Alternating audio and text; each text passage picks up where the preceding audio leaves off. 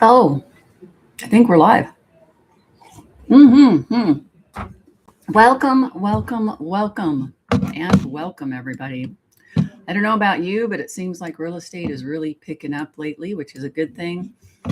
The interesting thing is, and the thing that I wanted to talk to you about today is that I'm seeing a trend, and it's something that I've been talking about.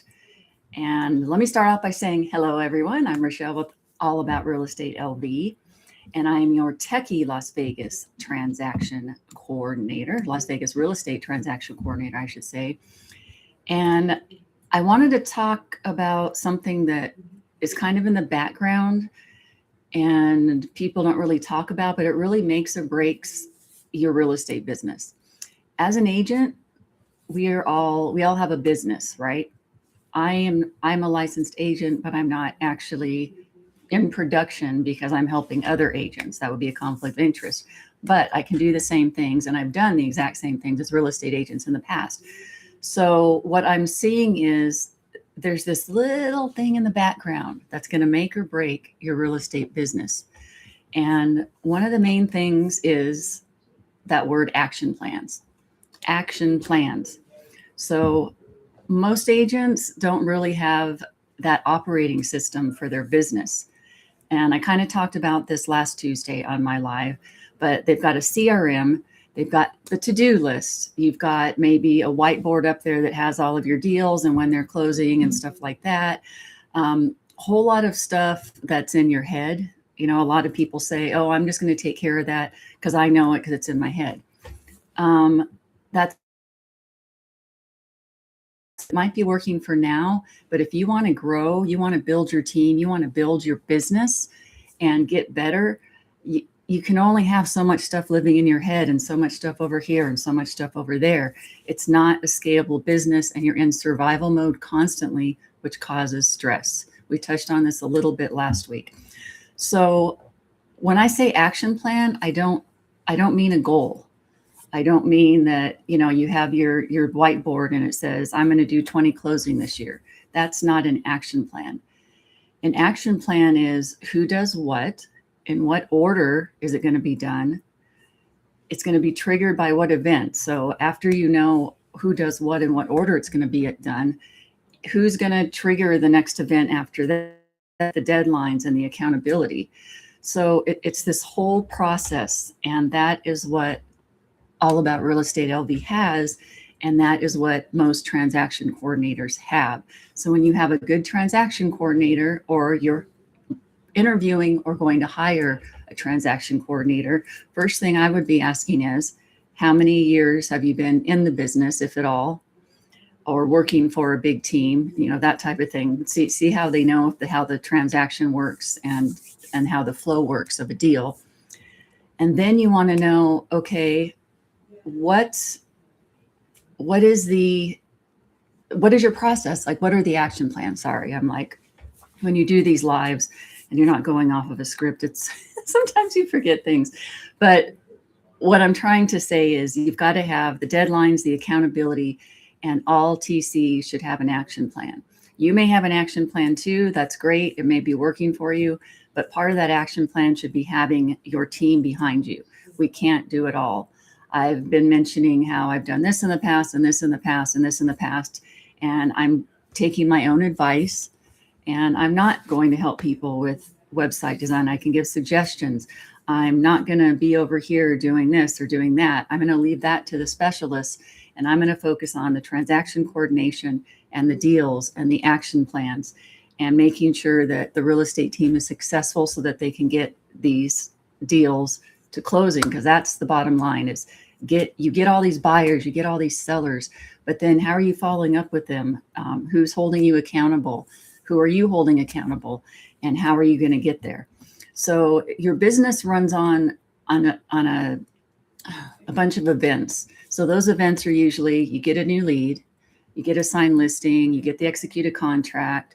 Then there's the inspection that has to get ordered, the appraisals get ordered, making sure the lender is doing their side, with the loan approval, the timelines, making sure they meet the deadlines, and then getting the clear to close. Every single one of those moments and should trigger the next set of events. So you get the new lead. Okay, you have an action plan for what happens after that new lead. Then you get the listing. What's okay now? Is that the trigger for what? What happens after you get signed listing? The trigger should be, okay, your TC now is going to be uploading that, all the information for you, going over the SRPD with your clients, getting the HOA information. You should be calling ahead of time, getting the HOA information to double check what the monthly fee is and all of that kind of stuff. If it's an FHA that the other side is getting, if you know that, if there's solar panels, you got to get, is it going to be a transfer? Is it going to be a payoff at the end? There is so many triggers. And are you going to remember all those triggers? When you're over here trying to get this listing and this listing and this listing, how are you going to keep track of all those triggers? Action plans, and systems. That's how you do it. If your workflow is changing every transaction, that's not an action plan. You're flying by the seat of your pants, and that's very, very stressful. And that's when things fall through the cracks. So you have experience, but then that experience disappears when we become overwhelmed and we're not following that action plan. Same goes for me. Even as a real estate transaction coordinator, if I'm not following my action plans that I have and my system that I've developed, guaranteed it messes me up mentally and I get off track and something ends up falling through the cracks, and I've got to rush then and try to get it all together to make sure that, I'm not dropping the ball on something. But if I follow those action plans step by step that I have, it should run very smoothly. Now, you're always going to have the last minute stuff that comes up, but that's just another reason to have a good system in place and a good action plan. So when those weird things pop up, oh, this thing happened, and this isn't working now in the house, and we need to extend the due diligence, something like that, or the loan contingency. This paper didn't get here in time, and it's going to take a little longer now for this loan. Those are always going to come up. No, not always. I shouldn't say always, but those are going to come up a lot. And now if you have a system, you just add that little task to your system, and then it's going to trigger. So when that's done, now you can go on to the next, next deadline and stuff like that. So agents are supposed to be prospecting, or you're trying to, obviously you're prospecting, which is what you're supposed to be doing, but then you're also following up, you're negotiating, you're managing inspections, you're babysitting escrow, you're chasing documents, you're updating clients, you're updating lenders, hoping to grow. But what is actually happening? You are not doing the highest value activity in your business. And what is that? You need to be generating and converting new clients. Your one goal is to generate and convert those clients. That is what's going to make you money. And it's slowly eating away at your revenue and not allowing you to grow. Not because you're not good at what you do, but because you don't have a system that's designed to help you grow.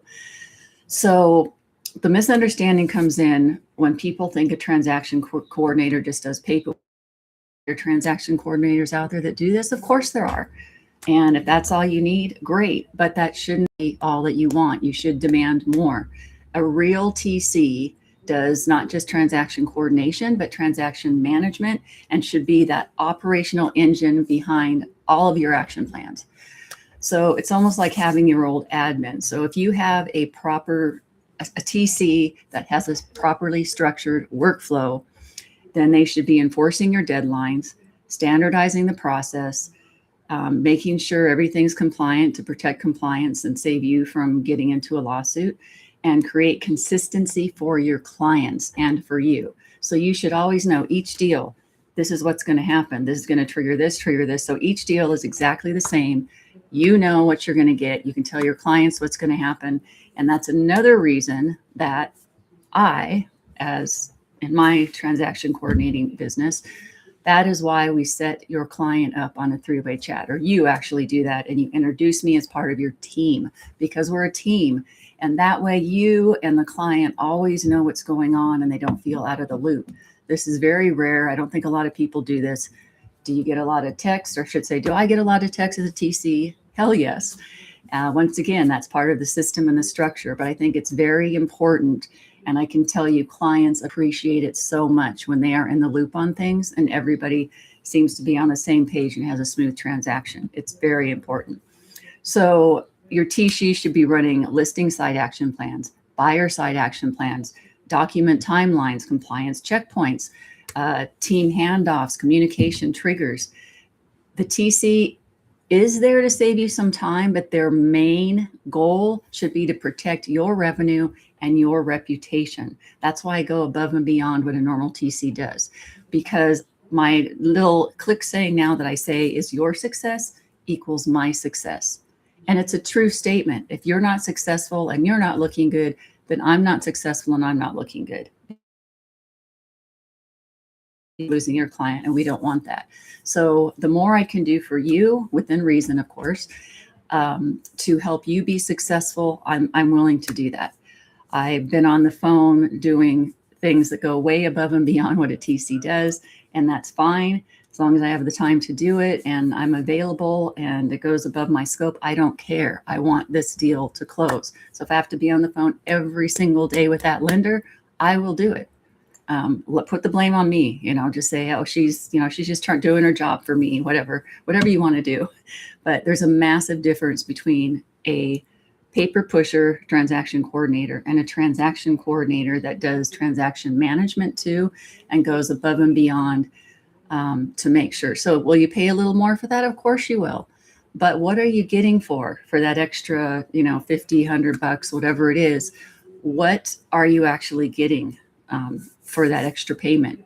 You're getting so much more when you look at all of the time that you're saving, and you should be able to be going out getting twice as many deals. So that extra $100 is nothing. It's like a penny when you think about the extra transactions you're going to be getting, the time saved, the stress that you have, and how happy your clients are going to be giving you good reviews. So you don't want everyone doing things their own way, because if the agent uploads the docs late, or forgets to order the HOA, or doesn't update the lender, or doesn't update the CRM, this brings chaos. Your action plans create alignment and get rid of this chaos. And if you miss one of those things, if you're trying to do this yourself, that means everything else should be this way. Everything else behind it is going to be delayed too, and throws everyone into chaos, not just you. So that's just not a good thing. So consistency is how you and your team can scale, not hustle. Do you have to hustle sometimes? Of course, but for the most part, you should stay on track.